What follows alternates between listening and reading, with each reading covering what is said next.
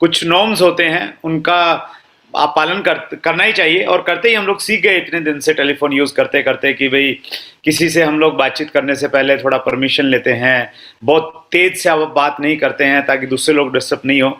तो ऐसे ही zoom meeting के भी कुछ एथिक्स हैं और कुछ नियम हैं। तो एक नियम सबसे बड़ा ये है कि जहाँ तक हो सके आप ऐसी सिचुएशन बनाइए कि जब भी मीटिंग होती है, कोई भी जूम मीटिंग, तो उसमें आप अपना वीडियो ऑन रखिएगा।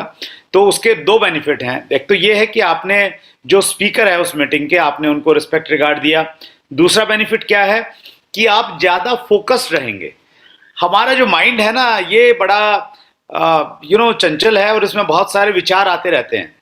तो माइंड में वैसे विचार आते रहते हैं, और जब आपको कोई देख नहीं रहा है तो फिर तो विचारों की जो अधिकता है वो बढ़ जाती है। तो लेकिन जब आप फोकस्ड हैं, बैठे हुए हैं, डायरी पेन आपके पास में है, तो आपका जो आउटपुट है वो बढ़ जाएगा। यानी दो लोग यहाँ पे हैं इस मीटिंग में, मान लेते हैं 1 घंटे की मीटिंग चलती है, तो एक व्यक्ति बिल्कुल वीडियो ऑन करके डायरी पेन के साथ में बिल्कुल फोकस होके, कंसंट्रेशन के साथ में ध्यान केंद्रित करके इसको लेता है, और एक व्यक्ति जो है थोड़ा सा कहीं चल रहा है, घूम रहा है, ये भी कर लूँ वो भी कर लूँ, और उस समय मीटिंग देता है। तो दोनों के जो आउटपुट में बहुत बड़ा अंतर हो जाएगा, और जो आपका आउटपुट है वही आगे जाके काम आने वाला है फील्ड में। तो मैं देख पा रहा हूँ कि ज़्यादातर लोगों ने वीडियो ऑन किए हुए हैं, तो ये कहीं ना कहीं ये जताता है कि ऑलरेडी हम लोग सीरियस हैं, और जो सीरियस लोग हैं वही इस प्रकार की मीटिंग में आ पाते हैं। मैं बहुत सारे बड़े बड़े नाम देख पा रहा हूँ, बहुत बड़े बड़े चेहरे देख पा रहा हूँ। तो that's great, thank you so much, बहुत बहुत धन्यवाद। सो आज जैसा कुलविंदर सिंह जी ने कहा कि आज DTW है। DTW को हम लोग कहते हैं डिस्ट्रीब्यूटर ट्रेनिंग वर्कशॉप। तो वैसे तो ये एक बहुत लंबे समय का प्रोग्राम रहता है। फिजिकली जब हम लोग इसको करते हैं 4, 5, 6 घंटे लगते हैं, और बीच बीच में कुछ होमवर्क भी रहता है। होमवर्क नहीं रहता है, कुछ एक्सरसाइजेज रहती हैं, कुछ आपसे पूछा जाता है, लेकिन उन सारी चीज़ों को हम लोग 1 घंटे में कन्वर्ट करने की कोशिश करते हैं ताकि मैक्सिमम कंटेंट आपके सामने आए। तो कल हम लोग थे रॉयल्टी और टेक्निकल अचीवर्स की एक मीटिंग थी SPG टीम की। तो उसमें ये डिसाइड हुआ कि किस टॉपिक पे हमें बातचीत करनी चाहिए, और बातचीत करनी चाहिए इस टॉपिक पे कि DTW में नए लोगों को हमें लाना चाहिए। और मैं उम्मीद करता हूँ नए लोगों का मतलब ये हुआ कि नए डिस्ट्रीब्यूटर जो रिसेंटली ज्वाइन हुए हैं, जुलाई महीने में, जून महीने में ज्वाइन हुए हैं, वो भी आए हैं, और सीनियर लोग भी आए हैं। तो सबके लिए एक चीज़ बहुत ज़रूरी है, हम सब लोग बड़ा नेटवर्क बनाना चाहते हैं। मैं प्रेजेंटेशन आपके साथ में शेयर करता हूँ क्योंकि टाइम की एक लिमिटेशन हमेशा बनी ही रहती है। सब लोग बड़ा नेटवर्क बनाना चाहते हैं। हम लोग अभी ज्वाइन किए हैं या पुराने ज्वाइन किए हुए हैं, और बड़ा नेटवर्क अगर हम बनाना चाहते हैं, if you want to make a huge network, बहुत बड़ा नेटवर्क बनाना चाहते हैं, तो हमें 2 चीज़ों की ज़रूरत है सर। 2 चीज़ों की किन किन की ज़रूरत है? सबसे पहली ज़रूरत है हंगर ऑफ सक्सेस। हमें भूख है सफलता की, सफलता हमें चाहिए। जैसे हम लोग जब भूखे होते हैं ना, भोजन के लिए भूखे होते हैं, तो बिल्कुल हम इतने पगला जाते हैं कि हमारे सामने कुछ भी आ जाए हम लोग उसी को खा लेते हैं। मतलब अगर मुझे अच्छे से याद है, मैं तली हुई चीज़ें बहुत कम खाता हूँ, और एक दिन मुझे याद है, मैं एक मीटिंग थी मेरी शायद मथुरा के पास किसी स्टेशन पे, और मैं मीटिंग थी, पूरा दिन कुछ खाया पिया नहीं। मैं स्टेशन पे पहुंचा, और मथुरा से शायद मैंने ट्रेन पकड़नी थी, और वहाँ पे मैंने देखा कि वहाँ पे गर्मा गर्म पूरियाँ बन रही हैं और आलू की सब्जी है। तो मैं आलू भी बहुत कम खाता हूँ, पूरियाँ भी बहुत कम खाता हूँ, और स्टेशन की तो बिल्कुल नहीं खाता आजकल। तो लेकिन वहाँ पे मैंने फटाफट वो आलू पूरियाँ ली और फटाफट वो खाई, और मैं ट्रेन में बैठ गया क्योंकि मुझे इतनी भूख लग रही थी कि मुझे कुछ चाहिए। तो जिस दिन कामयाबी की हमें इतनी भूख लग जाएगी कि मुझे सक्सेस चाहिए, किसी भी कीमत पे चाहिए, मुझे उसके लिए कुछ भी करना पड़े, तो फिर वो मिल जाती है। और हम उसको कैजुअली चाहते हैं तो वो नहीं मिलेगी सर। दूसरा क्या चाहिए? ऑलवेज बी कोचेबल, हमेशा सीखने के लिए तैयार रहिए। और जो लोग सीखने के लिए तैयार हैं आज वो यहाँ पे उपस्थित हैं। तो ये कोचेबल वाली आपका एक एटीट्यूड होना चाहिए, लर्निंग एटीट्यूड जिसको हम लोग कहते हैं। वो ये 2 चीज़ें अगर आपके पास में हैं तो फिर आप बड़ा नेटवर्क बना सकते हैं सर। तो बड़ा नेटवर्क बनाने के लिए आज हम लोग एक सिस्टम की बातचीत करेंगे। सिस्टम, इस शब्द को हम बार बार सुनते हैं। सिस्टम किसे कहते हैं सर? सिस्टम की अगर हम लोग डेफिनेशन देखते हैं डिक्शनरी में, तो डिक्शनरी में क्या डेफिनेशन है सिस्टम की? ए सेट ऑफ कनेक्टेड थिंग्स।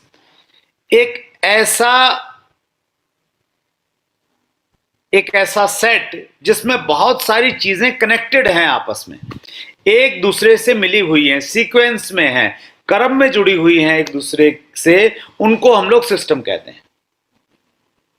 यानी कई सारी चीजें होनी चाहिए और वो क्रमबद्ध होनी चाहिए, तो उसको हम सिस्टम बोलते हैं। और ऐसा ही एक सिस्टम है हमारे यहाँ पे 6 बेसिक, आज हम उसके बारे में बातचीत करेंगे। 6 बेसिक में भी कुछ चीजें एक दूसरे से कनेक्टेड हैं, उसी क्रम में अगर आप करेंगे तो आपको परिणाम आएंगे। जैसे ऑटोमेटिक फैक्ट्री होती है, ऑटोमेटिक प्लांट होता है, तो ऑटोमेटिक प्लांट में क्या रहता है सर? ऑटोमेटिक प्लांट में भी कनेक्टेड चीजें रहती हैं। एक जगह मशीन में रॉ मटेरियल डाला जा रहा है, फिर रॉ मटेरियल अगर उसको गर्म होना है तो फिर उसको गर्म किया जा रहा है, गर्म होने के बाद में फिर वो आगे जाके किसी एक चीज में जाके उसको आकार बनाया जा रहा है, फिर उस आकार को और अच्छे से किया जा रहा है। तो वहां पे भी चीजें क्या हैं? कनेक्टेड है, तो इसलिए वो ऑटोमेटिक प्लांट है, सिस्टमेटिक प्लांट है। तो कनेक्टेड थिंग्स होनी चाहिए सिस्टम में सर। और सिस्टम की क्यों जरूरत है हमें आरसीएम बिजनेस में? Why system? Because we are in business of duplication. हम एक ऐसे व्यापार में हैं जहां हमारा मकसद है कि हम अपने जैसे लोगों को तैयार करें। जो काम मैं करता हूं, जिस तरीके से मैं करता हूं, वो सारे के सारे काम मेरी टीम के लोग करने लग जाएं। ये हमारा मुख्य उद्देश्य है। और मुख्य उद्देश्य चूंकि डुप्लीकेशन है, और डुप्लीकेशन के लिए जरूरी है कि कुछ हम ऐसी चीज तैयार करें जिसको हर आदमी फॉलो करने लग जाए। अगर एक सिस्टम हमने बना दिया तो फिर कोई भी आदमी आके उस सिस्टम पे काम करेगा तो उसको वैसे ही परिणाम मिलेंगे। जैसे एक ऑटोमेटिक प्लांट है और उस प्लांट को कोई भी चलाएगा तो उसको वैसे ही परिणाम मिलेंगे। तो वैसे ही हमें कुछ सिस्टम डिजाइन करने पड़ते हैं जिसकी वजह से हमें अच्छे परिणाम मिले और हमारी टीम में डुप्लीकेशन हो। Do not be A Superman, follow the system and create the system. कभी भी सुपरमैन मत बनिए। सुपरमैन का मतलब यह हुआ कि आप कुछ ऐसे टिपिकल काम करें, कोई दूसरे काम नहीं करता। सुपरमैन क्या करता है? ऐसे ऐसे काम करता है जो दूसरे आदमी नहीं कर सकते, इसलिए वो सुपरमैन है। लेकिन आपने बिजनेस में सुपरमैन नहीं बनना है। आप बड़े टिपिकल सब्जेक्ट्स पे बात मत कीजिए, कुछ टिपिकल काम मत कीजिए। आपका प्लान दिखाने का तरीका, बातचीत करने का तरीका इतना सिंपल हो कि लोग उसको आसानी से डुप्लीकेट करें। और सुपरमैन न बने उसके लिए जरूरी है कि आप सिस्टम को फॉलो करें। और कुछ सिस्टम आपको ऑलरेडी मिलते हैं और कुछ सिस्टम आप अपनी टीम के लिए क्रिएट करें, सिस्टम क्रिएट करें। आज की मीटिंग में हम लोग किसी भी एक ऐसे नए सब्जेक्ट पे बातचीत कर सकते थे जो सब्जेक्ट बहुत अच्छा होता, आपको बहुत अच्छा लगता और आप मेरी बहुत तारीफ करते, प्रशंसा करते कि सर मजा आ गया आज के टॉपिक में, तो बिल्कुल एक नया टॉपिक हमें मिल गया। लेकिन शायद उस नए टॉपिक को आपको अच्छा लगता, थोड़ा मोटिवेशन मिलता, लेकिन उसका बहुत ज्यादा फायदा आपको नहीं हो पाता। लेकिन आज इसीलिए हम लोगों ने उस सब्जेक्ट को चुना है जो बहुत इंपॉर्टेंट है, सिस्टम का एक हिस्सा है। उसको अगर हम लोग सीखेंगे और अपनी टीम में उसको डुप्लीकेट करेंगे तो हमें बहुत ज्यादा फायदा है। सो इसीलिए सिस्टम की हमेशा जरूरत रहती है सर। हमारे यहाँ पे कई तरह के सिस्टम है। मीटिंग सिस्टम है, छोटी मीटिंग, बड़ी मीटिंग, ट्रेनिंग सिस्टम, काउंसलिंग। उसी प्रकार से एजुकेशन सिस्टम है, बेसिक्स, कोर, कार्डिनल्स, ये सिस्टम का एक पार्ट है। इसमें कनेक्टेड थिंग्स हैं। और आज हम लोग चूंकि बेसिक्स पे बातचीत कर रहे हैं, बेसिक्स की जरूरत न केवल मात्र आरसीएम बिजनेस में है, अपितु basics are required everywhere. Basics हर जगह जरूरत है। किसी भी फील्ड में जाइए, बेसिक्स के बिना आप आगे नहीं बढ़ सकते हैं। आप अगर अच्छे खिलाड़ी बनना चाहते हैं, अच्छी क्रिकेटर बनना चाहते हैं, अच्छे बैट्समैन बनना चाहते हैं, तो आपको बैटिंग के बेसिक्स सीखने पड़ेंगे। पहले तो यही सिखाया जाएगा कि बैट को कैसे पकड़ना है और उसको कैसे चलाना सीखना है, हवा में ही कैसे चलाना सीखना है। और जब हवा में चलाने में आप कामयाब हो जाएंगे तो फिर बॉल पे भी वैसे ही आप उसको चलाएंगे। तो बेसिक सीखने पड़ेंगे। सचिन तेंदुलकर इतने बड़े क्रिकेटर क्यों बने? क्योंकि उनके क्रिकेट के जो बेसिक्स हैं वो स्ट्रॉन्ग है। तो आप बॉलर बनना चाहते हैं, बैट्समैन बनना चाहते हैं, आपके बेसिक स्ट्रॉन्ग होने चाहिए, तभी आप अच्छे क्रिकेटर बन सकते हैं। आप अच्छा गाना चाहते हैं, सिंगिंग करना चाहते हैं, तो क्या करना पड़ेगा सर? बेसिक स्ट्रॉन्ग करने पड़ेंगे। और बेसिक्स क्या हैं? सारे गा मा पा धा नी सा, इसी पे काम होता है पहले। जो आपका गुरु है वो आपको यही सिखाता है। और कुछ लोग परेशान हो जाते हैं, बोले मैं तो गाना सीखने आता हूं, ये क्या सारे गामा लगा रखा है, 6 महीने हो गए। लेकिन जब आप उसमें मास्टरी कर लेते हैं तो फिर आप अच्छे गायक बन जाते हैं। अच्छा, बेसिक्स को फॉलो करना थोड़ा बोरिंग रहता है, तो आपको बोरिंग लग सकता है आरसीएम बिजनेस में भी बेसिक्स को बार बार सुनना, बार बार उसके बारे में बातचीत करना। लेकिन वो अगर आपका स्ट्रॉन्ग होगा, उस पर काम होंगे, तो ही आपको परिणाम आने वाले हैं।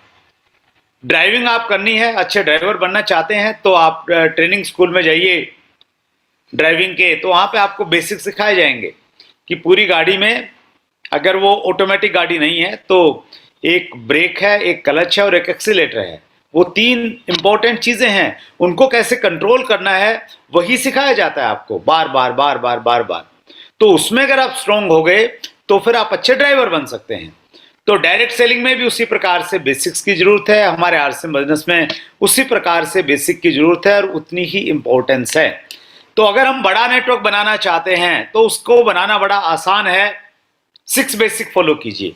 बड़ा नेटवर्क का मतलब ही ये है कि 6 बेसिक, बड़ा नेटवर्क इक्वल टू 6 बेसिक। अगर आपने 6 बेसिक फॉलो किया, 6 कामों को आपने लगातार किया, तो ऑटोमेटिक आपकी टीम बड़ी बनती चली जाएगी। 6 basics are fundamental of our business. 6 basic हमारे बिजनेस के फाउंडेशन है। एक्चुअली फाउंडेशन का मतलब होता है बुनियाद, नींव है ये। हम बिजनेस की शुरुआत करते हैं, उसमें अगर हमने बेसिक्स को फॉलो किया तो हमारी टीम भी बेसिक्स को फॉलो करेगी और हम लोग बड़ा काम कर सकते हैं। सो ये फाउंडेशन है, और आप जितना बड़ा बिजनेस करना चाहते हैं उतनी मजबूत आपकी फाउंडेशन होनी चाहिए। तो उतनी गंभीरता के साथ आपने आरसीएम के 6 बेसिक को सर फॉलो करना है। तो 6 बेसिक क्या क्या है हम सब लोग जानते हैं, बहुत डिटेल में मैं आज उस पर बातचीत नहीं करूंगा। पहले 1 या 2 बेसिक्स पे हम लोग बातचीत करेंगे। हम 6 बेसिक के बारे में बहुत अच्छे से जानते हैं, ये हमारे 6 बेसिक हैं। तो आइए सबसे पहले पहला बेसिक देखते हैं। पहला बेसिक क्या कहता है sir? Use the products and retail the product and open display wall. 3 चीजें हैं यहाँ पे, 2 चीजें आपको दिखाई दे रही हैं। Use the product, use the product का मतलब क्या है कि आपने प्रोडक्ट का इस्तेमाल करना है। जब मैं इस्तेमाल की बात कर रहा हूं तो मैं इनडायरेक्टली आपको यह कह रहा हूं कि आपने 100% आरसीएम के उत्पादों का इस्तेमाल करना है। 100% प्रोडक्ट यूजर बनना है। 100% प्रोडक्ट यूजर क्यों बनना है sir? It is completely in your hand. ये पूरी तरह से आपके हाथ में है प्रोडक्ट इस्तेमाल करना। क्या प्रोडक्ट इस्तेमाल करने के लिए पड़ोसी की इजाजत लेनी है सर? नहीं लेनी है। नेटवर्क बनाना समटाइम आपके हाथ में नहीं रहता। सामने वाले को प्लान दिखाना भी आपके हाथ में नहीं रहता, वो टाइम दे न दे, अपॉइंटमेंट लेना भी आपके हाथ में नहीं रहता। लेकिन प्रोडक्ट यूज करना आपके हाथ में, टोटली आपके हाथ में है। और जिंदगी में जो काम हमारे हाथ का होता है, जो हम कर सकते हैं, उसको हमें बेहतर तरीके से करना चाहिए, और जो हम नहीं कर सकते हैं उसके लिए ज्यादा परेशान नहीं रहना चाहिए। लेकिन दिक्कत यह है कि हम लोग, हमारे समाज में ज्यादातर लोग जिस काम में वो कुछ नहीं कर सकते उस पर वो घंटों बात करते हैं कि प्रधानमंत्री मोदी ने क्या करना चाहिए, मुख्यमंत्री ने क्या करना चाहिए, कलेक्टर ने क्या करना चाहिए। उस पर तो हम, जो हमारे हाथ में नहीं, उस पर तो हम घंटों बतियाते हैं। लेकिन जो हमारे हाथ में है उसको हम लोग करते नहीं है, और ये हमारी आदत बन जाती है दूसरी चीजों में भी। तो आपके हाथ में है पूरी तरह से घर में सारा का सारा सामान आरसीएम का इस्तेमाल करना। तो जो आपके हाथ में है उसको आप बेहतर तरीके से कीजिए। It is a confidence booster. ये आपके कॉन्फिडेंस को, आपके विश्वास को, आपके आत्मविश्वास को बढ़ाने वाला काम है। क्योंकि जब आप प्रोडक्ट का इस्तेमाल करेंगे, अगर आप उस प्रोडक्ट की क्वालिटी से सेटिस्फाई हैं, और सेटिस्फाई आप इसलिए होंगे क्योंकि हमारा इतने अच्छे प्रोडक्ट हमारे पास में है, तो आपका जो कॉन्फिडेंस है वो बढ़ जाएगा। क्यों? क्योंकि आपने प्रोडक्ट का इस्तेमाल किया है। अब सामने वाला आपसे पूछेगा कि जी मैंने सुना है कि भाई आरसीएम की साबुन अच्छी नहीं है, मेरे पड़ोसी ने इस्तेमाल की थी तो उसको प्रॉब्लम हो गई। तो आप कहेंगे क्या बात, हो ही नहीं सकता, मैं 2 दिन से इस्तेमाल कर रहा हूं, इससे अच्छी साबुन मैंने नहीं देखी। तो आपका कॉन्फिडेंस काम करेगा वहां पे। तो कॉन्फिडेंस को अगर बढ़ाना है तो आप 100% प्रोडक्ट यूजर बन जाइए सर। बिजनेस ऑफ डुप्लीकेशन, आप अगर सामान इस्तेमाल नहीं करेंगे, 100% इस्तेमाल नहीं करेंगे, तो आपकी टीम के लोग भी इस्तेमाल नहीं करेंगे, क्योंकि डुप्लीकेशन का बिजनेस है। अगर आप चाहते हैं कि आपकी टीम 100% उत्पादों का इस्तेमाल करे, तो उसके लिए आपको सिंपल ये काम करना है कि आप 100% प्रोडक्टों का इस्तेमाल कीजिए सर। बिजनेस ऑफ डुप्लीकेशन है। Selling is transfer of enthusiasm. Selling जो है वो अपने एंथुजियाज्म को, अपने उत्साह को सामने वाले के अंदर में स्थानांतरित करने को हम लोग सेलिंग कहते हैं। मैं एक्साइटेड हूं, आरसीएम बिजनेस को लेके मैं एक्साइटेड हूं, मैं उस एक्साइटमेंट को अगर सामने वाले व्यक्ति के सामने, उसके अंदर में ट्रांसफर कर पाया तो मेरा सेल हो जाएगा। मैं उस व्यक्ति को ज्वाइन करवाना चाहता हूं तो वो जुड़ जाएगा, मैं उस व्यक्ति को सामान बेचना चाहता हूं तो वो सामान खरीद लेगा। तो मेरे अंदर एंथुजियाज्म आएगा। कब आएगा? जब मैं प्रोडक्ट का इस्तेमाल करता हूं। कॉन्फिडेंस आ गया तो एंथुजियाज्म अपने आप आ जाएगा सर। तो इसलिए जरूरी है कि हम 100% आरसीएम बिजनेस के प्रोडक्ट यूजर बने। सो यहां मेरे लिए, आपके लिए एक टास्क है, और आपके लिए टास्क है, आपका काम है, check yourself, are you a 100% product user? क्या आप 100% आरसीएम का सामान इस्तेमाल करते हैं? अगर नहीं करते हैं तो इस दिशा में आगे बढ़िए, क्योंकि ये टोटली आपके हाथ में है। Product display wall. अब आपने प्रोडक्ट देखिए, यहां पे पहले बेसिक में 3 पॉइंट हैं। प्रोडक्ट यूज करना है, आपके हाथ में है। प्रोडक्ट को डिस्प्ले करना है अपने घर में, एक अच्छा सा डिस्प्ले वॉल, अपनी दुकान जिसको हम लोग बोलते हैं, वो खोलना है। ये आपके हाथ में है सर, इसके लिए भी किसी की परमिशन लेने की आवश्यकता नहीं है। तो ये काम आप कीजिए। 5,000 10,000 रुपए का सामान लेके आप आरसीएम का डिस्प्ले वॉल आप ओपन कर सकते हैं अपने यहाँ पे, अपने घर पे। और जब आप डिस्प्ले वॉल ओपन करेंगे तो उससे जो भी लोग आएंगे आपके घर में, वो प्रोडक्ट देखेंगे। आपके ड्राइंग रूम में प्रोडक्ट रखा हुआ है तो वो पूछेंगे, और पूछेंगे तो आपको बताने का मौका मिल गया, आपका प्रोडक्ट सेल हो जाएगा। और सतीश पंडित जी भी कहते थे कि जो दिखता है वो बिकता है, जो दिख रहा है तो वो बिक जाएगा। तो ये बहुत इंपॉर्टेंट है। और अगर आप अपनी गंभीरता दिखाना चाहते हैं, जैसे आज की मीटिंग में आके आपने ये दिखाया कि आप दूसरे लोगों से सीरियस हैं, इसलिए आज आप सीखने के लिए आज की मीटिंग में आए हैं, उसी प्रकार से जब आपके घर पे डिस्प्ले वॉल होगी तो ये मैसेज आएगा कि आप बहुत सीरियस हैं आरसीएम बिजनेस को लेकर। तीसरी चीज है शेयर द प्रोडक्ट या सेल द प्रोडक्ट। तो सेल द प्रोडक्ट जो कॉन्सेप्ट है, ये आपके हाथ में, सेल करना आपके हाथ में नहीं है, ये सामने वाले के हाथ में है, वो लेगा या नहीं लेगा। लेकिन आपके हाथ में क्या है? सेलिंग का जो प्रोसेस है, उस प्रोसेस को फॉलो करना आपके हाथ में है। तो उसके बारे में हम बातचीत करेंगे, प्रोसेस के बारे में। लेकिन उससे पहले हम लोग जब सेलिंग की बात करते हैं, सामान बेचने की बात करते हैं, सामान बेचने की जब हम बात करते हैं, सामान बेचना ज्यादातर लोगों को नहीं लगता कि सामान बेचने का मतलब उनको क्या लगता है कि हमें हर घर में जाना पड़ेगा, लोगों से मिलना पड़ेगा, लोग हमारी बात को सुनेंगे नहीं, हमें उनके सामने बोलना पड़ेगा और उनकी ना को सुनना पड़ेगा। तो एक ऐसी पिक्चर हमारे दिमाग में आती है कि लोगों के पास में जाएंगे, बैल बजाएंगे, ऐसा ही सेल्समैन होता है, बैग उठाया हुआ है, टाई लगाई हुई है, घूम रहा है रोड पे। तो ऐसी एक पिक्चर हमारे दिमाग में आती है सेल्समैन की। लेकिन जब आपको सेल्समैन या सामान बेचने वाला दिमाग में आता है, तो इस पिक्चर की बजाय आपके दिमाग में एक ऐसी पिक्चर आनी चाहिए जो बहुत बड़े बड़े लोग हैं, बहुत कामयाब हैं, आप भी कहीं ना कहीं उनसे प्रभावित हैं, दुनिया उनसे प्रभावित है, करोड़ों लोग उनको सुनते हैं, करोड़ों लोग उनको जानते हैं, और ये जितने भी लोग हैं, चाहे वो संतोष नायर हैं, चाहे वो शिव खेड़ा है, चाहे वो डॉक्टर विवेक बिंद्रा है, चाहे वो इंटरनेशनल ब्रायन ट्रेसी हैं। ये जितने बड़े बड़े नाम हैं, इन सब ने अपनी जिंदगी में सेल्स किया है, अपनी जिंदगी की शुरुआत जो है बेचने से की है, और बेचने के काम से आज इनका बहुत बड़ा मुकाम है। ये इनमें से कुछ लोग राइटर बन गए हैं, कुछ लोग बड़े बड़े ट्रेनर बन गए हैं, ट्रेनिंग देते हैं, तो they are very popular and very famous person. लेकिन शुरुआत कहां से की सर? सेलिंग से की, और सेलिंग से उन्होंने बहुत कुछ सीखा है और बहुत कुछ सिखाया है।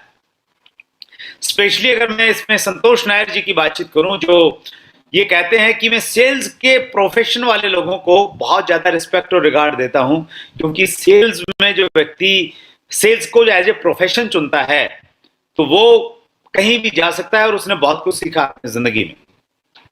Y do not we like selling product selling? हम प्रोडक्ट को सेल करना हम लोग क्यों पसंद नहीं करते हैं? हमें क्यों अच्छा नहीं लगता है प्रोडक्ट को सेल करना? और बहुत सारे लोगों को बड़ी तकलीफ होती है प्रोडक्ट को सेल करने में। जब कंपनी के टारगेट्स आते हैं, ऑफर आते हैं, तो उनको लगता है कि नहीं सर, मैं लोगों को ज्वाइन तो करवा लूंगा, लो ये सेल करना जो है ना, मुझे अच्छा नहीं लगता, मुझे पसंद नहीं है। क्यों लोगों को पसंद नहीं है सेल करना? It is an attitude problem. पहला पॉइंट कह रहा है कि ये हमारे नजरिए की समस्या है। एटीट्यूड, एटीट्यूड होता है किसी भी चीज को हम लोग किस रूप में देखते हैं। गिलास सामने है, आधा उसमें पानी है, आधा खाली है, तो कुछ लोग कहेंगे कि आधा गिलास भरा हुआ है, कुछ लोग कहेंगे कि आधा गिलास खाली है। तो आपका जो नजरिया है ना चीजों को देखने का, वो तय करता है किसी भी चीज को लेके। तो सेलिंग को जो लोग अच्छा मानते हैं उनके लिए बहुत अच्छा है। संतोष नायर जी के सामने इससे बढ़िया कोई काम नहीं है। आरसीएम बिजनेस के जो सिंसियर सीरियस डिस्ट्रीब्यूटर हैं, उनके लिए आरसीएम के प्रोडक्ट को सेल करने से बढ़िया कोई काम नहीं है। और जिनको ये अच्छा नहीं लगता है, तो उनको लगता है कि ये मेरे मतलब का काम नहीं है। तो ये नजरिया है, आप इसको किस रूप में देखते हैं। I can't convince anyone. बहुत सारे लोगों को ये लगता है कि यार काम तो आपका ठीक है, लेकिन ये मैं कन्विंस नहीं कर सकता किसी को, ये मेरे से नहीं होगा। तो इसका सॉल्यूशन क्या है सर? आपने एक्चुअली किसी को कन्विंस करना ही नहीं। आपने, आपके हाथ में एक अच्छी चीज है, प्रोडक्ट है या मार्केटिंग प्लान है आरसीएम बिजनेस का, तो उसको आपने बहुत सारे लोगों के साथ में बांटना है। जैसे आपके हाथ में अगर प्रसाद है, तो क्या आपके अंदर में फील आती है यार सारा प्रसाद खुद ही खा जाऊं? आपके दिमाग में ये आता है कि ये प्रसाद है, भगवान का प्रसाद है, इसको ज्यादा से ज्यादा लोगों में मुझे बांटना चाहिए। तो आप ज्यादा से ज्यादा लोगों में उसको बांटते हैं। तो आपने उसी रूप में आरसीएम बिजनेस के प्रोडक्ट को और आरसीएम बिजनेस के प्लान को लेना है सर, कि आपके पास में एक अच्छी चीज है, आपने इस अच्छी चीज को बहुत सारे लोगों में बांटना है। अब जो लेगा तो बहुत अच्छी बात है, जो नहीं लेगा कोई बात नहीं है। बहुत सारे लोग तो नहीं होते, लेकिन कुछ लोग ऐसे होते हैं, जब आप उनको प्रसाद बांटते हैं ना, प्रसाद देते हैं, तो लेते नहीं है। वो सब कहते हैं कि पता नहीं क्या मिला रखा होगा, कोई जहर वहर तो नहीं मिला रखा, कोई टोना टूटका तो नहीं कर रहा है ये बंदा, तो वो लेते नहीं है। तो आप तो उनसे परेशान नहीं होते, तो आप आगे बढ़ जाते हैं, दूसरे को दे देते हैं। जिसके ऊपर में प्रभु की कृपा होगी वही लेगा, आप ऐसा सोचते हैं। तो यहां पे भी आपने वही सोचना है, एज इट इज वही सोचना है कि मेरे पास में अच्छी चीज है, मेरे पास में ऐसे प्रोडक्ट हैं जो लोगों की इम्यूनिटी पावर को बढ़ा सकते हैं, कोरोना में उनकी हेल्थ अच्छी कर सकते हैं। मेरे पास में एक आरसीएम के रूप में एक बिजनेस अपॉर्चुनिटी है जो लोगों की जिंदगी बदल सकती है, उनको एक्स्ट्रा इनकम दे सकती है, उनके रिलेशन अच्छे बना सकती है। तो मैं इसको बांटने के लिए चला हूं। जिस पे ऊपर वाले की कृपा होगी वो इसे लेगा, जिस पे कृपा नहीं होगी तो उसी प्रकार से इसको छोड़ देगा, जिस प्रकार से लोग प्रसाद भी नहीं लेते। तो आपने सर किसी को कन्विंस नहीं करना है, आपने इस अपॉर्चुनिटी को, इस अवसर को, इस प्रोडक्ट को लोगों के साथ में बांटना है, शेयर करना है। तो ये प्रॉब्लम आपकी सोल्व सर। तीसरी प्रॉब्लम क्या है sir? Fear of failure, fail होने का डर, कि मैं किसी को बोलूंगा और सामने वाले ने मना किया तो फिर मेरी बेइज्जती हो जाएगी, तो इसमें इज्जत और बेइज्जती वाली कोई बात है नहीं सर। ये वैसी प्रसाद वाली बात है कि किसी ने लिया तो ठीक है, नहीं लिया तो कोई बात नहीं है। इसलिए हम लोग कहते हैं आए तो बेस्ट, नहीं तो नेक्स्ट। आ गया तो बहुत बढ़िया, और नहीं आया, उसने मना किया तो कोई बात नहीं, फिर नेक्स्ट, फिर दूसरे के पास में जाएंगे। वो भी आया तो बेस्ट, नहीं तो नेक्स्ट। आगे वाला भी आया तो बेस्ट, नहीं तो नेक्स्ट। तो इस सोच के साथ में हमें काम करना है। ये सोच के काम नहीं करना है कि सामने वाले ने मना कर दिया तो फिर मैं फेल हो जाऊंगा। ईगो पे नहीं लेना उस चीज को, बिल्कुल ईगो पे मत लीजिए आप। तो फियर ऑफ फेलियर से भी आप बाहर आ जाएंगे सर। तो ये 3 वजह हैं जो कहीं ना कहीं हमें प्रोडक्ट सेल करने से या प्लान दिखाने से हमें कहीं ना कहीं रोकती है। सेलिंग के लिए बड़ा आसान है। वैसे तो सेलिंग का एक अपना बहुत बड़ा टॉपिक है, किसी दिन शायद हम लोग इसमें बातचीत करेंगे, लेकिन बहुत संक्षेप में अगर मैं बातचीत करूं तो understand the system of selling, understand the process of selling. हमें सेलिंग का एक प्रोसेस है, उस प्रोसेस को हमें समझना पड़ेगा। उस प्रोसेस को अगर हम लोग समझ गए, उस सिस्टम को अगर हम लोग समझ गए, तो फिर हमारे लिए काम आसान हो जाएगा। Understand the system of selling. क्या सिस्टम है सेलिंग का? कुछ स्टेप्स है। सिस्टम मतलब कनेक्टिंग थिंग्स, एक दूसरे से जुड़ी हुई चीजें हैं। अगर आपने उनको उसी प्रकार से किया तो आप अपना प्रोडक्ट सेल करने में या किसी को ज्वाइन करवाने में कामयाब हो जाएंगे।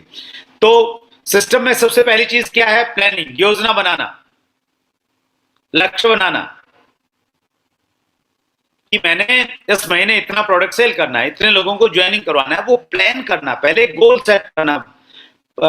मैं इसको प्लानिंग को मैं गोल सेटिंग मान लेता हूं। यहाँ पे गोल सेट करना कि मैंने इतने लोगों को मैंने प्रोडक्ट सेल करना है। इस महीने मैंने न्यूट्रीचार्ज के 2 पॉइंट बनाने हैं, या मैंने डायमंड क्लब को मेंटेन करना है, उससे आगे मैंने जाना है।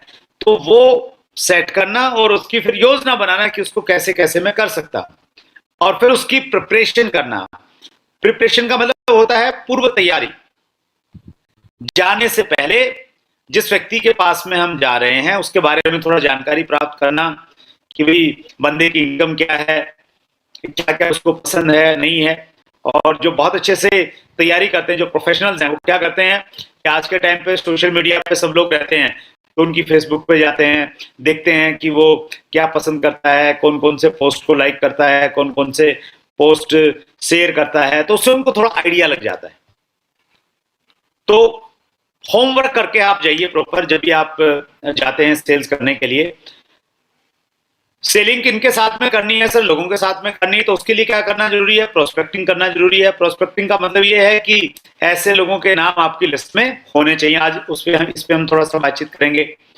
अपॉइंटमेंट लेनी है, फिर नाम है, उनसे आपने फोन करना है, प्रॉपर सही तरीके से आपने उनसे अपॉइंटमेंट लेनी है। यहाँ पे गलती होती है बहुत सारे लोगों को कि संपर्क करते समय क्या बात बोलनी है, क्या बात नहीं बोलनी है। तो वो थोड़ा सा अपलाइन से आप सीख लीजिए कि लोग अगर आपको टाइम नहीं दे रहे हैं। तो अपॉइंटमेंट लेने के बाद में क्या करना है सर? प्रेजेंटेशन अपना प्रेजेंट करना है, प्रोडक्ट या प्लान दिखाना है उनको।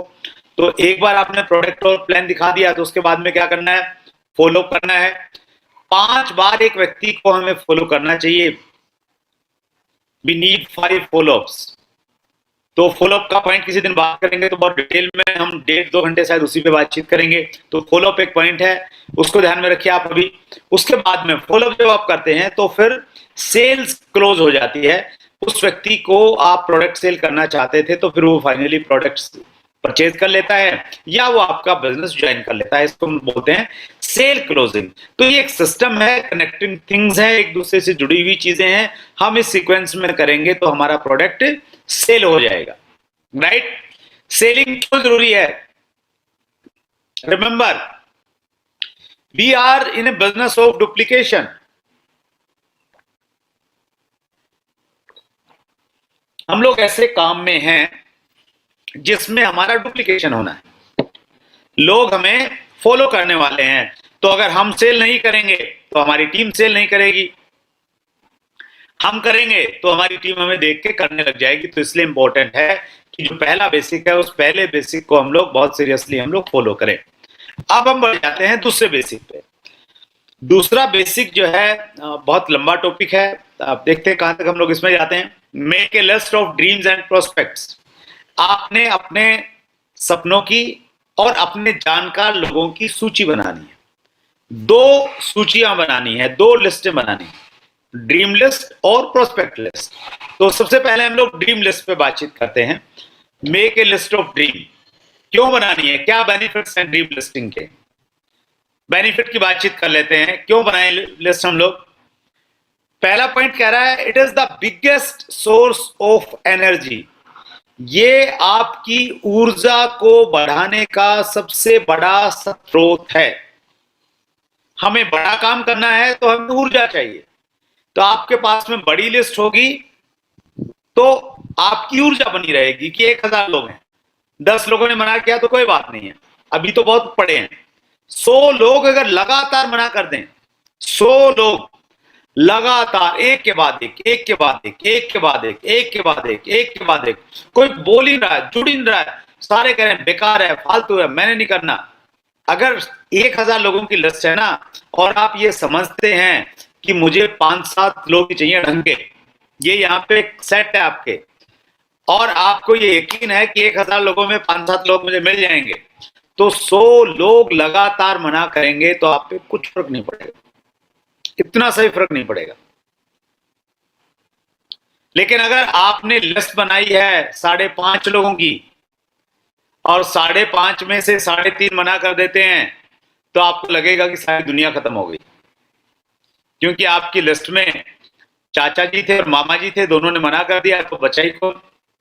आधा अधूरा पड़ोसी बचा है, अब वो भी मना करने ही वाला है, आप ये सोच लेंगे। तो आपने अपनी एनर्जी को बढ़ाना है तो बड़ी लिस्ट आपके पास में होनी चाहिए।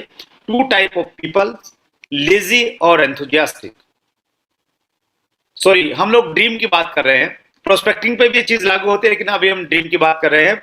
तो जब हम लोग सपना बनाते हैं तो सपना हमारी एनर्जी को बढ़ाने वाला काम है, बिगेस्ट सोर्स ऑफ एनर्जी इसको हम लोग कहते हैं। महात्मा गांधी जी के बारे में हम सब लोग जानते हैं। महात्मा गांधी जी का बड़ा योगदान रहा देश की आजादी में। महात्मा गांधी जी दुबले पतले थे। मौजूदा समय में अगर कोई आरसीएम का डायरेक्ट सेलर उनको बॉडी स्कैनर पे खड़ा कर दे तो वो बहुत सारी चीजें बता देगा गांधी जी को कि इतना प्रोटीन लेना चाहिए, आपका प्रोटीन कमी है शरीर में, ये कमी है, वो कमी है। लेकिन गांधी जी के पास में एनर्जी बहुत ज्यादा थी। जब उन्होंने दांडी यात्रा शुरू की तो उनमें इतनी एनर्जी थी कि लोग उनके साथ में चल नहीं पा रहे थे, कदम से कदम नहीं मिला पा रहे थे, इतना तेज चलते थे गांधी जी। कहां से एनर्जी आ रही थी? क्योंकि उनका ड्रीम बड़ा था, हिंदुस्तान को आजादी दिलाना। आरसीएम बिजनेस में देखिए सब कुछ है सर, सब कुछ। जब मैं कह रहा हूं ना तो इसका मतलब सब कुछ है। पैसा अनलिमिटेड है, टाइम फ्रीडम इतना है कि आप 1 महीना काम नहीं भी करेंगे तो अगले महीने आपका बिजनेस बढ़ा हुआ मिलेगा। सिक्योरिटी इतनी है कि एक बार अगर आपने ढंग से नेटवर्क बना दिया, एजुकेट कर दिया, अपने डुप्लीकेट तैयार कर दिए, तो फिर आपकी आने वाली पुश्तें बैठ के खाएंगी। आप तो छोड़ दीजिए, रवि शर्मा जी एग्जाम्पल हैं उसके, जो दूसरी पीढ़ी है आरसीएम बिजनेस की। देश दुनिया में घूमने के मौके मिलते हैं, न्यूट्रीचार्ज ने बहुत सारे ऑफर्स आपको दे दिए हैं, रिकॉग्निशन मिलता है, मान सम्मान इतना मिलता है। मैं कल किसी से बातचीत कर रहा था तो उन्होंने कहा कि मेरे पास में तो ऑलरेडी बहुत सारा पैसा है, मुझे आरसीएम की क्या जरूरत है, तो आरसीएम जो देगा वो सब मेरे पास में है। तो मैंने उनसे कहा कि आपके पास में बहुत सारा पैसा हो सकता है और आप बहुत सारी चीजें खरीद सकते हैं, आप देश दुनिया में घूम भी सकते हैं उस पैसे की वजह से, लेकिन आप ये नहीं कह सकते कि आरसीएम में जो है वो सब मेरे पास में है। जब मैंने ये सारी की सारी चीजें उनसे गिनाई तो उनको लगा कि यस, आरसीएम में जो है वो मेरे पास में नहीं है, सब कुछ नहीं है। तो कुछ चीजें तो हो सकती हैं लेकिन सब कुछ नहीं है। तो चूंकि आरसीएम बिजनेस में सब कुछ है तो आपने उन सब कुछ में से जो आपको चाहिए, उन सब कुछ में से जो आपको सबसे पहले चाहिए, उसको आपने एक अपनी डायरी बनानी है। आरसीएम बिजनेस की डायरी और रजिस्टर में आपने उन सारे सपनों को लिखना और एक ड्रीम बुक बनाना है, जैसे मैंने बनाई हुई। और जिन्होंने भी बनाई हुई है, जो साथी हमारे बीच में हैं, तो वो दिखा सकते हैं स्क्रीन पे कि भाई मैंने भी बनाई हुई, सारे सीनियर लीडर्स ने बनाई हुई है। तो आप भी अपने सपनों को सर अपनी डायरी में आप लिखिए, नोट कीजिए उन सबको, वो आपको एनर्जी देने वाले हैं। टू टाइप्स ऑफ पीपल, दो तरह के लोग मिलेंगे आपको। कुछ मिलेंगे लेजी, आलसी, सुस्त लोग, और कुछ मिलेंगे एंथुसियास्टिक, उत्साह से भरे हुए लोग। दोनों में अंतर क्या है? अंतर सिर्फ ये है, जो लेजी हैं, जो सुस्त हैं, वो इसलिए सुस्त हैं क्योंकि जिंदगी में उनके सपने नहीं हैं, और जो एंथुसियास्टिक हैं वो इसलिए हैं क्योंकि उनके सपने हैं और उनको यकीन है कि वो अपने सपनों को अगले कुछ सालों में पूरा करने वाले हैं। यही फर्क है। तो हम अगर उत्साही बने रहना चाहते हैं तो हम अपने ड्रीम्स को बनाएं। It will keep you focused. अगर आपके सपने हैं, आपके लक्ष्य हैं, तो वो आपको फोकस्ड रखेंगे काम के ऊपर में। अदरवाइज तो बहुत सारी चीजें हैं जो आपको डिस्ट्रैक्ट करेंगी और आप विचलित हो जाएंगे, इधर उधर चले जाएंगे। जिन लोगों के सपने नहीं होते ना अपने, तो वो दूसरों के सपनों के लिए काम करते हैं। इलेक्शन आने आने वाला है, अभी पंजाब में बहुत सारे लोग पंजाब से जुड़े हुए हैं, तो जिनके अपने सपने नहीं है तो झंडा उठा लेंगे किसी का, जिंदाबाद मुर्दाबाद, यही चलेगा। और जो लोग फोकस्ड हैं, आरसीएम का जो सीरियस डिस्ट्रीब्यूटर है उसका फैला के दिखाइए, इलेक्शन उसका कुछ नहीं बिगाड़ता। वो इधर उधर से इसलिए नहीं हिलता क्योंकि वो फोकस्ड है अपने काम पे। तो जब हमारे लक्ष्य होते हैं तो वो हमें फोकस्ड रखते हैं एक जगह, हमारी एनर्जी इधर उधर नहीं जाती है। It is duplicable, very important, duplicable है। अगर आप लिस्ट नहीं बनाएंगे, आप ड्रीम नहीं बनाएंगे, उनको लक्ष्यों में परिवर्तित नहीं करेंगे, आप इसके महत्व को नहीं जानेंगे, तो आपकी टीम के लोग भी इसके महत्व को नहीं जानने वाले हैं। तो इसीलिए आप एक ड्रीम बुक बनाइए, जिस प्रकार से मैंने अपनी ड्रीम बुक बनाई है, और आप उस ड्रीम बुक में अपने बहुत सारे सपने लिख सकते हैं। इस दुनिया में जितने भी सफल लोग हैं ना, उनकी सफलता के पीछे उनके सपनों की कहानी कहीं ना कहीं जरूर जुड़ी हुई है। ये जो सचिन आपको स्क्रीन पे दिखाई दे रहे हैं, इनका नाम है Disney world, sorry Walt Disney. Walt Disney दुनिया में फेमस हुए जब उन्होंने डिज्नी वर्ल्ड बनाया और पूरी दुनिया के लोगों ने उनको सराहा। तो वाल्ट डिज्नी की अगर हम लोग कहानी जाने तो हमें मालूम चलेगा कि वाल्ट डिज्नी बहुत गरीब थे। एक बेंच पे, पार्क में एक बेंच पे बैठ बैठ के उन्होंने सपना देखा था कि एक दिन वो डिज्नी वर्ल्ड बनाएंगे, कैसी दुनिया बनाएंगे जो सबको अट्रैक्ट करेगी।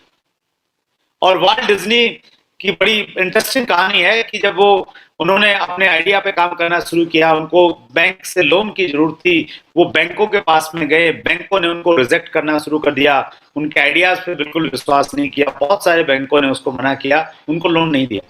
लेकिन वाल्ट डिज्नी ड्रीमर थे, सपने देखते थे, और उन सपनों की वजह से ही डिज्नी वर्ल्ड बना। एक और बड़ा नाम है, जब ड्रीम्स की हम बातचीत करते हैं, वो नाम आता है हेलन केलर का। हेलन केलर एक समाज सेवी महिला थी, लेकिन जन्मांध थी, जन्म से ही उनको दिखता नहीं था। तो एक बार एक पत्रकार ने उनसे पूछा कि आप जन्मांध हैं, आपने कुछ नहीं देखा इतनी खूबसूरत दुनिया में, तो क्या आपको लगता है जन्मांध होने से भी बुरी बात भी हो सकती है? हेलन केलर ने जवाब दिया कि जन्मांध होने से भी बुरी बात हो सकती है अगर एक व्यक्ति के पास आंखें हों और उसके बावजूद भी उसकी आंखों में सपने न हों, तो ये जन्मांध होने से भी बुरी बात है। हेलन केलर ये कहना चाहती हैं कि मैं तो जन्मांध हूं, मैंने अच्छी गाड़ी नहीं देखी, अच्छा घर कैसे दिखता है वो मैंने नहीं देखा नजदीक से, लेकिन जो लोग उनको देख पा रहे हैं और उसके बावजूद भी वो उनको पूरा करने का, उनको खरीदने का सपना नहीं बना पा रहे हैं, तो वो सबसे दुर्भाग्यशाली लोग हैं। और मैं इसमें एक चीज और ऐड करता हूं कि जो लोग देख पा रहे हैं और उनके पास आरसीएम बिजनेस भी आ गया है, वो आरसीएम बिजनेस से जुड़े हुए हैं, और उसके बावजूद वो बड़े सपने नहीं देख पा रहे हैं, तो वो सबसे ज्यादा दुर्भाग्यशाली हैं। क्योंकि एक नौकरी करने वाला व्यक्ति अगर बड़े सपने नहीं देखे तो बात समझ में आती है, क्योंकि वहां पे लिमिटेशन है, इंक्रीमेंट कितना बढ़ेगा मालूम है, उसके अनुसार ही सपने बनाने पड़ेंगे। लेकिन आरसीएम जहां असीमित संभावनाएं हैं, संभावनाओं से परिपूर्ण बिजनेस है, वहां पे भी अगर हम लोग बड़े सपने नहीं देख पा रहे हैं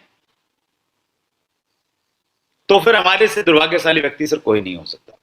तो उन सपनों को आप देखिए, डायरी में नोट कीजिए, उनको गोल में कन्वर्ट कीजिए।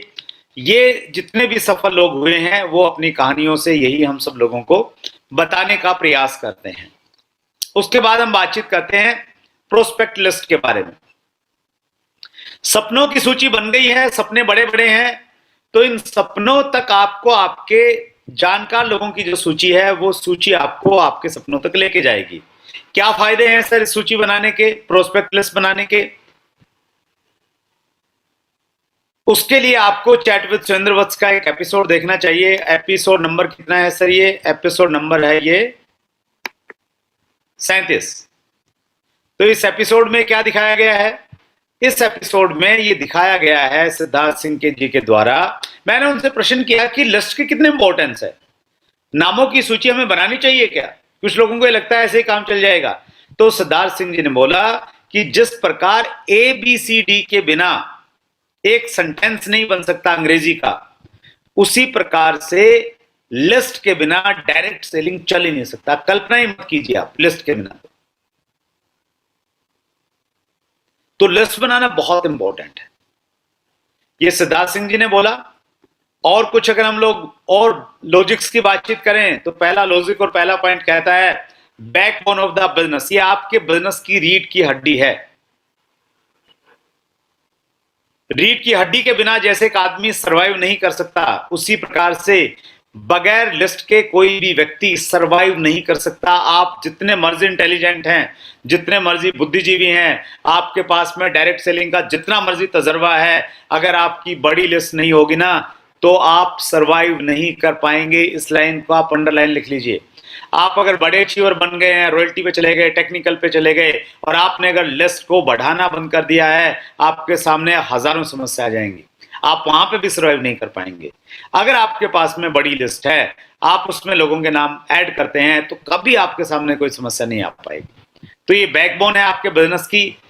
वर्क्स एज रॉ मटेरियल, ये कच्चे माल की तरह काम करती है। जिस प्रकार एक फैक्ट्री में कच्चा माल नहीं होगा तो इंजीनियर कुछ काम नहीं करेंगे, ऑटोमेटिक प्लांट सब फेल हो जाएगा, उसी प्रकार से अगर आपके पास में लोगों के नाम नहीं है तो आरसीएम का इतना अच्छा प्लान आपके लिए व्यर्थ है, आरसीएम के इतने शानदार प्रोडक्ट आपके लिए व्यर्थ हैं, इतनी अच्छी अप्लायंस आपके लिए व्यर्थ हैं, सब कुछ व्यर्थ हो जाएगा अगर आपके पास में क्या नहीं है? नाम नहीं है, लोगों के नाम नहीं है, लिस्ट नहीं है आपके पास में। इंक्रीज योर सेल्फ स्टीम, ये आपके सेल्फ स्टीम को, आपके आत्मविश्वास को बढ़ाने वाली चीज है। क्योंकि अगर नाम बड़े हो जाएंगे, 500 नाम है, 1000 नाम है, तो ये आपके सेल्फ स्टीम को बढ़ाएंगे। मैंने एग्जांपल दिया था, 1000 नाम है, 1000 में से 100 ने मना कर दिया तो भी आपको फर्क नहीं पड़ेगा, क्योंकि आपके पास में ऑलरेडी और बहुत सारे नाम बचे हुए हैं। It is a number game, ये नंबर गेम है। जितने ज्यादा नाम आपकी लिस्ट में होंगे उतने उनमें से ज्यादा लोग आपको अपॉइंटमेंट देंगे, और ज्यादा लोग अपॉइंटमेंट देंगे तो ज्यादा लोग प्लान देखेंगे, ज्यादा लोग प्लान देखेंगे तो ज्यादा लोग साइन अप करेंगे, ज्यादा लोग साइन अप करेंगे तो उनमें से ज्यादा लोग आपको डुप्लीकेट करेंगे, जो हमारा मकसद है। यह पॉइंट बहुत इंपॉर्टेंट है। Choice of working with selected people, अगर आपके पास में बहुत सारे नाम हैं तो आपको मौका मिलेगा कि आपने किसके साथ काम करना है, किसके साथ काम नहीं करना है। जनरली हमारी लिस्ट छोटी होती है, हम छोटा सा नेटवर्क बनाते हैं और आगे लिस्ट पे काम नहीं कर रहे हैं, तो हमारी लिस्ट में जो भी लोग जुड़ गए, वो जैसे भी काम कर रहे हैं, वो हमें ब्लैकमेल तो मैं नहीं कहूंगा, वो अच्छा वर्ड नहीं है, वो जो भी हैं, जैसे भी हैं, निकम्मे हैं, नालायक हैं, कामचोर हैं, उनमें स्किल्स नहीं है, हमारी मजबूरी है उनके साथ में काम करना, क्योंकि हमारे पास में दूसरे लोग नहीं। लेकिन अगर आपके पास में लिस्ट है और आप नए उन लोगों को आप लिस्ट में ज्वाइन करवा रहे हैं, वो आपके ग्रुप का हिस्सा है, तो वो आपने सिलेक्ट कर सकते हैं कि आपने किसके साथ काम करना है, किसके साथ नहीं करना है। हमारी समस्या ये रहती है बहुत बार कि हम ऐसे लोगों के साथ में काम करते रहते हैं जिनमें पोटेंशियल नहीं है। क्या नहीं है सर? पोटेंशियल नहीं, अंदर पोटेंशियल नहीं है उनके। और पोटेंशियल बहुत बार पैदा भी नहीं किया जा सकता है, लेकिन आपकी एनर्जी लग रही है। पोटेंशियल नहीं है तो परफॉर्मेंस नहीं आ रहा है। तो आप ऐसे लोगों के साथ में काम करें जिनके अंदर पोटेंशियल है। तो इसका मतलब ये नहीं कि जो जैसे हैं उनको भी आज ही से छोड़ दें आप, कि यार तेरे में पोटेंशियल नहीं, तेरे को छोड़ देता हूं। उनको आप कब छोड़ेंगे? जब छोड़ेंगे जब आपकी लिस्ट में, आपकी टीम में पोटेंशियल लोग आ जाएंगे, तो फिर आप उनके साथ में काम कीजिए। तो ये आपको चॉइस देता है सर वर्किंग की। लिस्ट कैसे बनानी है sir? Make your list in diary और एक्सेल। या तो आप डायरी के अंदर में लिस्ट बनाइए या एक्सेल सीट के अंदर में लिस्ट बनाइए। अगर आप थोड़ा सा कंप्यूटर फ्रेंडली हैं तो दिमाग में मत बनाइए, ये इंपॉर्टेंट पॉइंट है यहां पे। बस make list with your family. परिवार के सारे लोगों को एक साथ में इकट्ठा कीजिए, उनको बैठाइए और उनके साथ में बैठ के आप लिस्ट बनाइए। जिस प्रकार हम अंताक्षरी खेलते हैं ना परिवार में, तो उसी प्रकार से लिस्ट बनाइए। नाम लिखिए, नाम लिखिए, लिखते जाइए, लिखते जाइए, सब बताएंगे पहले तो, और फिर धीरे धीरे क्या होगा, नाम कम होने लग जाएंगे। एक आध नाम दिखेगा तो फिर बड़ा इंटरेस्टिंग हो जाएगा ये। तो परिवार के साथ में बैठ के बनाइए। सपने भी उनके साथ में बैठ के बनाइए। उनके क्या सपने हैं वो पूछिए, वो लिखिए डायरी में और बोलिए कि हमारे पास में एक ऐसा हमें जैकपॉट मिल गया है, एक ऐसी चीज मिल गई है जो हम सबके सपने पूरे कर सकती है, बस उसके लिए हमें लिस्ट बनानी है। तो आइए लिस्ट बनाते हैं। तो इस प्रकार से आप अपनी फैमिली को इन्वॉल्व कीजिए। आप इंक्लूड एवरीवन, हर किसी को शामिल कीजिए, हर किसी को शामिल कीजिए, छोड़िए मत किसी को भी। चौथा पॉइंट क्या कह रहा है, बहुत इंपॉर्टेंट है, अंग्रेजी में है, थोड़ा सा समझने की कोशिश कीजिए। Do not prejudge anyone. किसी को भी परिजज मत कीजिए। परिजज का मतलब पूर्व अनुमान मत लगाइए कि ये प्रोडक्ट खरीदेगा नहीं खरीदेगा, ये जुड़ेगा नहीं जुड़ेगा, सबको जोड़ दीजिए। ये पॉइंट कह रहा है। आगे क्या है, we are looking for the people. We are looking for the people. हम कुछ लोगों की तलाश कर रहे हैं। हम क्या कर रहे हैं, हम कुछ लोगों की तलाश कर रहे हैं। कैसे लोगों की तलाश कर रहे हैं? जिनके बड़े सपने हैं, जिनके अंदर में आग है, जो जिंदगी में कुछ कर दिखाना चाहते हैं। We are looking for people. हम ऐसे लोगों की तलाश कर रहे हैं। हु आर लुकिंग, वो भी तलाश कर रहे हैं कि कोई अपॉर्चुनिटी मिले, कोई मौका मिले जिसपे मैं ताकत लगा सकूं, अपने सपनों को पूरा कर सकूं, मेरे में कुछ दम कम है, ये दुनिया को दिखा सकूं। हु आर लुकिंग, तो ऐसी चीजों की राह में हैं, देख रहे हैं। And we do not know who is looking, लेकिन हमें नहीं मालूम है कि वो कौन लोग हैं, वो कौन लोग हैं जिनको आरसीएम की इंतजार है, आरसीएम की जरूरत है। We are looking for the people who are looking and we do not know who is looking. तो इसके लिए हमें क्या काम करना पड़ेगा, अपनी लिस्ट में हर आदमी को शामिल करना पड़ेगा, उसको चेक करना पड़ेगा कि वो आग जिसके अंदर लगी हुई है ये व्यक्ति तो नहीं है। आग किसके अंदर, आपके अंदर में आग लग रही थी आरसीएम बिजनेस की, मेरे अंदर आरसीएम की आग थी। आरसीएम की आग मतलब कुछ करने की आग थी। तो वो कब मालूम चला, जब मेरे अपलाइन दूसरे लोगों को बताते बताते मेरे पास में आ गए और एक आग जिस व्यक्ति के अंदर में है वो उनको मिल गया, तो उनका काम हो गया। तो हमें नहीं मालूम आज हमारी लिस्ट में जो लोग हैं उनमें से किसके अंदर में आग लगी हुई है। तो इसलिए आप सबको शामिल कीजिए। और इसलिए एक नियम है SW रूल जिसे कहते हैं। SW रूल ये कहता है, some will do, some will do, some will don't do. कुछ करेंगे और कुछ नहीं करेंगे। तो आपने हर किसी को शामिल करना है और हर किसी से बात करनी है। पांचवा पॉइंट क्या कह रहा है sir, change your perspective from selling to sharing और सर्विंग। आपने अपने पर्सपेक्टिव को, अपनी सोच को, अपने नजरिए को बदलना है कि आप सेल करने नहीं जा रहे हैं, आप सर्विंग करने जा रहे हैं, उनकी सेवा करने जा रहे हैं, उनको प्रसाद देने जा रहे हैं। तो ये सोच के साथ में लिस्ट बनानी है। जब लिस्ट बनाएंगे तो आप सोचेंगे यार वो नहीं करेगा, तो आपने सोचना है कि आपने तो सेवा करनी है, आपने तो प्रसाद देना है, तो प्रसाद तो सबको ही देना है। तो ये सोच के साथ में आप लिस्ट बनाएं। छठा पॉइंट कह रहा है, bring people bigger and better than you. ये पॉइंट ये कह रहा है कि आप अपने से ऊपर के लोगों का मतलब ये है कि जो आपसे ज्यादा पढ़े लिखे हैं, जो आपसे ज्यादा पैसा कमाने वाले हैं, जो आपसे ज्यादा प्रभावशाली लोग हैं, उन लोगों को आप जरूर अपनी लिस्ट में शामिल कीजिए, क्योंकि वो लोग प्रभावशाली लोग हैं, उनको मालूम है कि कैसे कामयाबी मिलती है। वो उन लोगों को थोड़ा कन्विंस करना मुश्किल है, पसीना आएगा उनको आरसे में लाने में, लेकिन एक बार वो आ गए तो आपका काम आसान हो जाएगा। पंडित जी ने भी अपनी एक ऑडियो में बोला है कि बुद्धिमान लोगों को लाना मुश्किल है, लाना मुश्किल है, लेकिन उनके साथ में चलना बड़ा आसान है। तो ऐसे जो भी लोग हैं आपकी लिस्ट में, उनको जरूर लिखिएगा और कोशिश कीजिएगा उनको आरसी बिजनेस में लाने का। Use tools like WhatsApp, Facebook, associations, photo album etcetera. आपके बहुत सारे ग्रुप्स हैं, बहुत सारे लोगों ने आपको फालतू में व्हाट्सएप ग्रुपों में डाला हुआ है, तो ऐसे सारे ग्रुप्स के जो नाम हैं, नंबर्स हैं, वो अपनी डायरी में लिखिए, उनको ब्रॉडकास्ट लिस्ट में डाल दीजिए, उनको कुछ मैसेज देते रहिए, उनसे संपर्क कीजिए। व्हाट्सएप, फेसबुक, एसोसिएशन, अगर आप कुछ ऑर्गेनाइजेशन से जुड़े हुए हैं तो अच्छी बात है, नहीं जुड़े हैं तो जुड़िए उनसे, आप कोई धार्मिक संस्थाओं से जुड़ जाइए किसी रूप में, वहां से आपको एक बड़ी लंबी लिस्ट मिल जाएगी। फोटो एल्बम देखिए अपनी पुरानी, तो ऐसे दोस्त आपके चेहरे नजर आएंगे जो आप भूल गए थे, वहां से आपको लगेगा कि हाँ इसको तो मैं जानता, ये तो इसको तो भूल ही गया था, तो उसका नाम लिख देंगे आप, तो वो आपकी हेल्प करेगी। तो ये कुछ टूल्स हैं जो आपकी सहायता कर सकते हैं। ये बहुत महत्वपूर्ण पॉइंट 8वां, यूज मेमोरी जोगर टेक्निक। मेमोरी जोगर टेक्निक क्या है? मेमोरी जोगर टेक्निक ये कहती है कि आपके दिमाग में आया मूंछों वाले लोग, तो अब आपका दिमाग ये काम करेगा कि आपके सर्कल में जिनकी बड़ी बड़ी मूछें थी वो कौन लोग थे, तो नाम याद आएंगे। राम सिंह, तो राम सिंह जी का लिखिए, सतवंत सिंह, उनका लिख लीजिए। तो ऐसे नाम आपके दिमाग में आने लग जाएंगे मूछों की वजह से। तो फिर आप के दिमाग में आएगा कि टकले लोग जिनके बाल नहीं है बिल्कुल भी सिर पे, तो ऐसे कुछ लोग आपके दिमाग में आएंगे। जैसे ही ये नाम आएगा ना कि टकले लोग जिनके बाल नहीं है, तो ऐसे उनके नाम लिखना शुरू कर दीजिए। फिर आपके दिमाग में आएगा लंबे लोग जिनकी हाइट 5-6 फीट से ज्यादा है, तो ऐसे कुछ नाम। तो मेमोरी जैगर टेक्निक ये कहती है कि ऐसे कुछ नाम आप लिखिए, सोचिए, तो वो आपकी लिस्ट को बढ़ाने में आपकी सहायता करेंगे।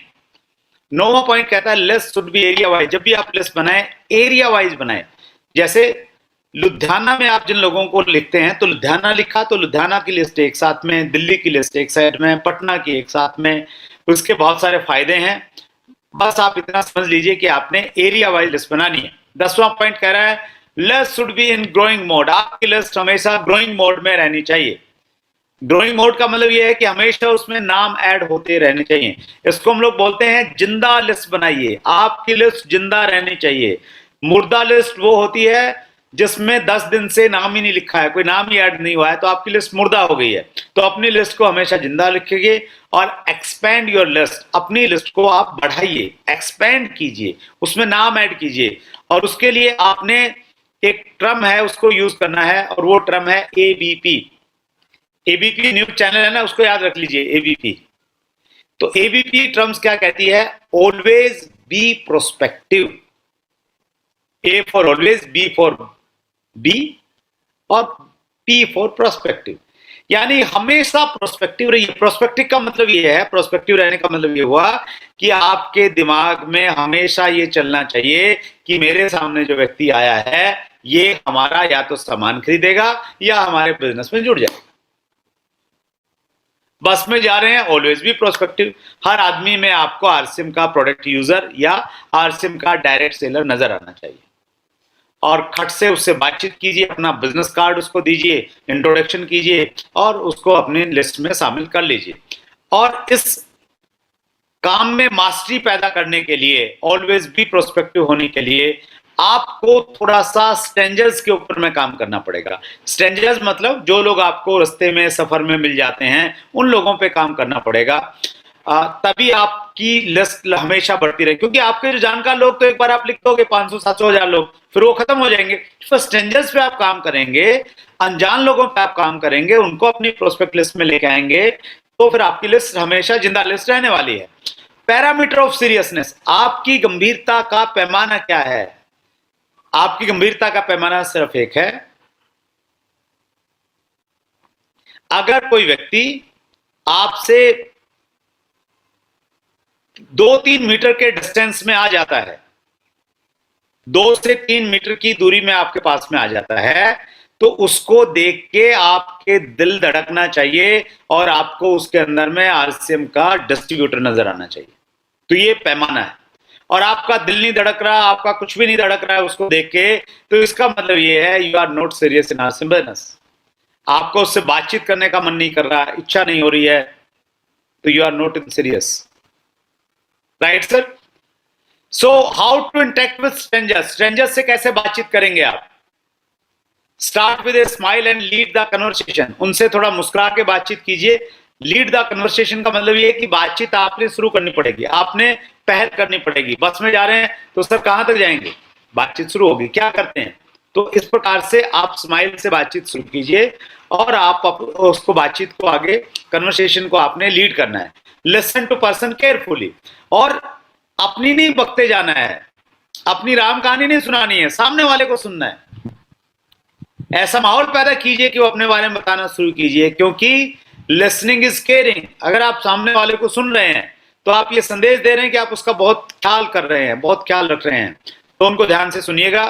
आस्क स्मॉल क्वेश्चंस, छोटे छोटे प्रश्न पूछिए। जब वो बात कर रहे हैं ना, अच्छा फिर क्या हुआ सर, अरे वाह, अच्छा फिर, तो ऐसे छोटे छोटे क्वेश्चन पूछे, वो ये मैसेज आएगा कि आप बहुत इंटरेस्ट के साथ में उनकी बात को सुन रहे हैं। यूज बॉडी लैंग्वेज, आपकी बॉडी लैंग्वेज, ऐसा नहीं कि सामने वाला बात कर रहे हैं और आप फोन में मैसेज देखने लग गए।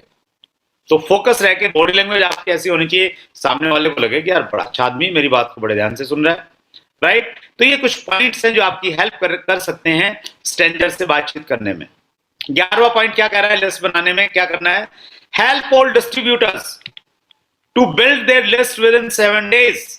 आपका जो नया डिस्ट्रीब्यूटर बनता है, बहुत इंपॉर्टेंट पॉइंट है सर ये, जो भी नया डायरेक्ट सेलर आपने ज्वाइन करवाया, विद इन 7 days, 7 दिन के अंदर में आपने उसकी लिस्ट बनवानी है। कितनी लिस्ट? 5 लोगों की नहीं, 50 लोगों की नहीं, 500 लोगों की लिस्ट बननी चाहिए सर विद इन 7 days। जी हां, तब वो सीरियस माना जाएगा बिजनेस में। 500। अभी देखिए नए डिस्ट्रीब्यूटर में शुरू में एक्साइटमेंट रहता है, बाद में तो ढीला हो जाएगा जब 4 लोग उसको मना करेंगे। तो वो जो एक्साइटमेंट है, उस एक्साइटमेंट में उसकी 500 लोगों की लिस्ट बनाइए और फिर कहिए कि 5 ने तो मना किया है सर, 495 बाकी हैं अभी। उसके कॉन्फिडेंस को बूस्ट करेगी वो। तो ये काम आपने सर कब करवा देना है? ये आपने शुरुआत में ही करवा देना है। It is a number game, ये नंबर गेम है। जितने ज्यादा नंबर आपके पास में होंगे, तो हमारे अब तक हमारे पॉइंट चल रहे थे, क्या चल रहे थे सर हमारे पॉइंट? लिस्ट कैसे बनानी है, 11 पॉइंट्स पे हमने बातचीत की। और मैंने आपको इसमें बोला कि आपने क्या करना है, 7 दिन के अंदर 500 लोगों की लिस्ट बनानी है। क्यों बनानी है? It is a number game. ये नंबर गेम है, नंबर गेम है, तो जितने ज्यादा नंबर होंगे उतने ज्यादा आपको फायदा होने वाला है। नंबर गेम क्यों है? क्योंकि प्रोस्पेक्ट लिस्ट में नंबर काम करेंगे, जितने ज्यादा नंबर होंगे। How many new prospects are you adding in your list weekly? तो नंबर्स पे फोकस दीजिए। नंबर गेम का मतलब क्या है कि नंबर पे आपने फोकस करना है। आपने एक सप्ताह में कितने लोगों को ऐड किया, इस नंबर पे आपका ध्यान होना चाहिए। How many appointment does one take from prospect list? आपकी जो प्रोस्पेक्ट लिस्ट थी, आपने कितने नंबर्स, कितने लोगों से अपॉइंटमेंट लिया, वो नंबर्स आपके पास में होने चाहिए। फोकस हो नंबर्स। बहुत बार क्या होता है, जब हम डाउनलाइन के साथ में बैठते हैं तो डाउनलाइन कहती है कि जी काम नहीं चल रहा, बिजनेस नहीं हो रहा है, तो नंबर्स की बातचीत कीजिए। उसको बोलिए कि पिछले एक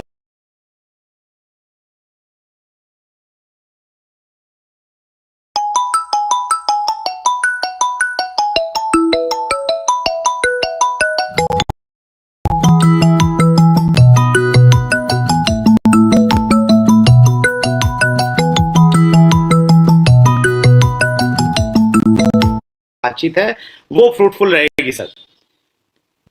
अगर आप नंबर पे फोकस करेंगे तो मेक यू सॉल्यूशन ओरिएंटेड, आपको समाधान निकलेगा वहां से। नंबर्स पे फोकस रहेंगे तो नहीं बिजनेस नहीं चल रहा जी, हो नहीं रहा जी, कुछ नहीं जी, क्या करूं जी, आप भी परेशान, डाउनलाइन भी परेशान, सब तरफ परेशानी परेशानी। नंबर पे बात करेंगे, सॉल्यूशन निकलेगा कि परेशानी कहां है।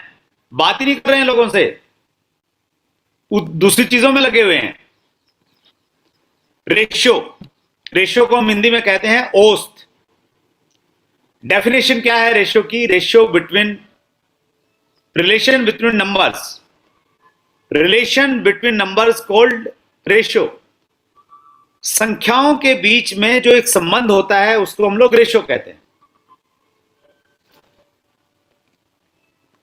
Change in first number change the next number. जैसे ही पहला नंबर बदल जाएगा तो ऑटोमेटिकली बाकी नंबर भी बदल जाएंगे रेशियो में। अनुपात देखा होगा ना हमने, अनुपात समानुपात के सवाल निकाले होंगे। अंडरस्टैंड योर रेशियो बहुत इंपॉर्टेंट है। आपने अपने रेशियो को अंडरस्टैंड करना है कि आपका रेशियो क्या है। रेशियो ऑफ ज्वाइनिंग, आपने ज्वाइनिंग का अगर रेशियो देखना है सर, एक एग्जांपल मैं दे रहा हूं यहां पे। आपने क्या किया है सर, 100 लोगों के नाम आपने अपनी लिस्ट में रखे हैं और उन 100 लोगों से जब आप संपर्क करेंगे तो 60 लोग आपको अपॉइंटमेंट देंगे। कितने लोग अपॉइंटमेंट देंगे सर? सिर्फ 60 लोग आपको अपॉइंटमेंट देंगे। उन 60 लोगों में से 20 लोग हां करेंगे कि भाई प्लान हम लोग देखेंगे, और उन 20 लोगों में से मान लेते हैं, या इसको मैं दूसरे रूप में लेता हूं कि 100 लोगों से आपने संपर्क किया, 100 लोगों से आपने अपॉइंटमेंट लिया, 60 लोगों ने प्लान देखा अपॉइंटमेंट लेने के बाद भी, और उसमें से 20 लोगों ने ज्वाइनिंग किया, राइट। यानी 100 में से 100 लोगों में से 20 लोगों ने ज्वाइन किया, तो ये आपका 20 का रेशो आ गया। रेशो कितना बोलेंगे इसको? 20। तो आपने चेक करना है कि आपका रेशो क्या है। आपका 100 में से रेशियो आपका 20 भी हो सकता है, 10 भी हो सकता है, 5 भी हो सकता है, 2 भी हो सकता है कि आप 100 लोगों से बातचीत कर रहे हैं और उसमें से 2 लोग ही जुड़ रहे हैं। तो जब आप अपने रेशियो पे ध्यान रखेंगे, फोकस रखेंगे, तो आप अपने रेशियो को बढ़ा सकते हैं। उसी प्रकार से लीडरशिप का एक रेशियो रहता है। आपकी टीम में अगर 100 लीडर्स हैं, 100 डिस्ट्रीब्यूटर हैं, एक्चुअली 100 डिस्ट्रीब्यूटर्स में से 50 लोग जो हैं कुछ काम करेंगे और छोड़ देंगे, और 10 लोग ही लंबे समय तक काम करेंगे, यानी अगले 1 साल तक शायद 10 लोग ही काम करने वाले हैं। तो ये एक लीडरशिप का रेशियो हो सकता है। सो हर जगह एक रेशियो आपको मिलेगा। तो आपने क्या करना है, अंडरस्टैंड योर रेशियो। आपने अपना रेशियो चेक करना है। 4 तरह के लोग रहते हैं, अक्सर हम लोग इसकी बातचीत करते हैं, चलो इसको मैं स्किप करता हूं। लेकिन इंप्रूव योर रेशियो, आपने अपने रेशियो को, अपने औसत को बेहतर बनाना है। तो उसके लिए क्या करना पड़ेगा? Monitoring make the improvement possible. जब आप किसी चीज को मॉनिटर करते हैं, उसको देखते हैं, तब आपको मालूम चलता है कि कहां गलती है और आप उसको इंप्रूवमेंट कर सकते हैं।